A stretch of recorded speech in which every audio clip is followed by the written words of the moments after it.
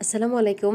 আজকে হচ্ছে বাসায় আমি ডাল পুরি বানালাম। তো খেতে খুবই মজা ছিল ডাল পুরিটা। তো এখানে ডাল পুরি বানানোর জন্য আমি 2 কাপ পরিমাণ ময়দা নিয়ে নিয়েছি এখানে। আর এর মধ্যে দিয়ে দিব হাফ চামচ হচ্ছে নুন।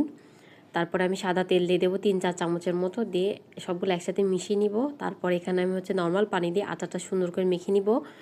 একটা নরম সফট একটা ডো পাকিয়ে নিব আমি এখানে, এই যে দেখতে পাচ্ছেন। আর এটা আমি এখন আধা ঘন্টার জন্য রেস্টে রেখে দিব। আর এখানে আমি হাফ কাপ পরিমাণ ডাল নিয়েছি, মসুর ডাল, একটা পেঁয়াজ আর কিছুটা কাঁচামরিচ দিয়ে নুন হলুদ দিয়ে আমি ডালটা সিদ্ধ করতে দিয়েছি। আর সিদ্ধ হওয়ার পর যে আমি এখানে চিলি ফ্লেক্স দিয়ে দিয়েছি 1 চামচ, আর ভাজা জিরার গুঁড়া দিয়ে যে ডালটা দেখতে পাচ্ছেন কিন্তু শুকিয়ে নিয়েছি আমি ভালো মতো।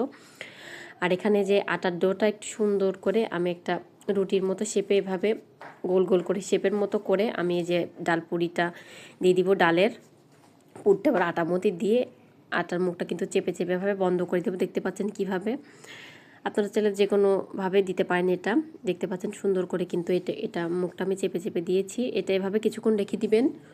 এই যে আমি সবগুলো এভাবে চেপে চেপে পুর ভরে রেখে দিয়েছি। আর এবার একটু এই যে সুন্দর করে বেলে দিয়েছি রুটির মতো করে ছোটো ছোটো শেপে। তো এবার আমি তেল গরম করে পুরিগুলো সুন্দর করে উল্টে পাল্টে ভেজে নিব। আর মিডিয়াম আঁচে অবশ্যই ভাজবেন। এই যে দেখতে পাচ্ছেন পুরিটা কিন্তু আস্তে আস্তে ফুলে যাচ্ছে, এই যে কত সুন্দর ফুলেছে। আর পুরিটা খেতে কিন্তু খুবই মজা ছিল। আর ডাল পুরি কিন্তু খুবই অল্প সময়ে বানানো যায়।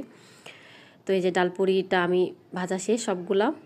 তো আজকে বানালাম হচ্ছে মজাদার ডাল পুরি। আর দেখতে পাচ্ছেন পুরিটা কত সুন্দর সফট আর ক্রিস্পি হয়েছে, কত সুন্দরভাবে একদম খুলে আসছে।